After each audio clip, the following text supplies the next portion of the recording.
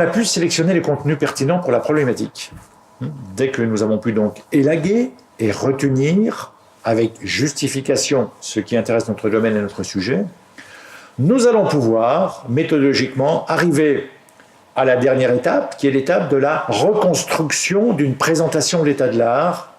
mais une reconstruction qui soit spécifique pour notre thèse. Nous allons devoir, avec tout le matériau retenu, organiser, structurer un déroulement des idées, trouver un fil rouge, adopter une trame qui conduise logiquement et en conclusion à mettre en évidence, à valoriser, voire à montrer l'importance de notre problématique, l'importance du sujet d'étude de notre thèse. C'est ce que j'appellerais de façon un peu triviale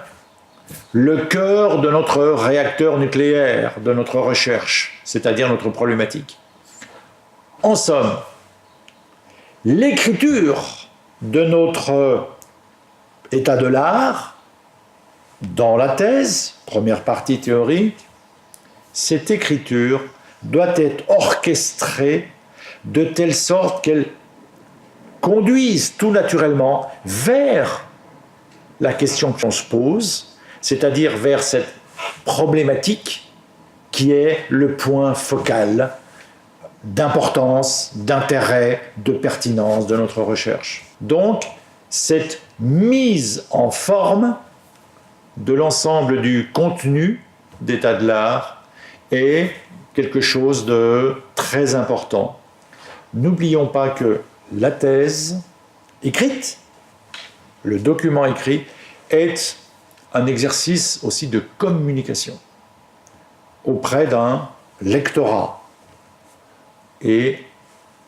en priorité auprès donc du premier lectorat que nous avons, le jury. Il s'agit de montrer qu'il y a un cheminement de pensée dans l'état de l'art, dans la façon dont vous allez le structurer, l'organiser, qu'il y a un cheminement de construction et de questionnement qui aboutit logiquement, naturellement, vers la question que vous posez, vers votre problématique. Si vous atteignez cet objectif, alors votre état de l'art sera d'une pertinence et d'une qualité mettant en relief l'importance de votre problématique, qui va déterminer toute la pertinence et la valeur ajoutée possible du travail ensuite de recherche terrain. N'oublions pas qu'un état de l'art pauvre, un état de l'art mal structuré, conduira d'une manière ou d'une autre à une problématique qui risque d'être peu justifiée et surtout ensuite à un travail de terrain qui va perdre de son importance dans la mesure où l'éclairage de l'importance de la problématique qui nous occupe ne sera pas mis en exergue. Nous avons couvert l'ensemble de ce qu'est l'état de l'art. Nous en avons vu la définition, nous en avons vu l'importance et nous avons vu la manière de conduire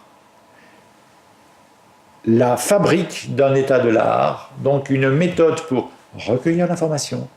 puis une méthode pour mettre en lien ces informations, et finalement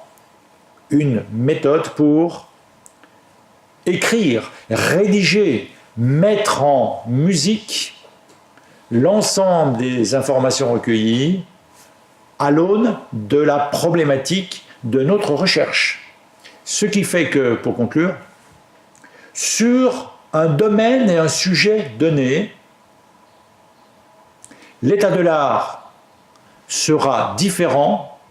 entre deux thèses qui traiteront du même sujet mais qui n'auront pas la même problématique.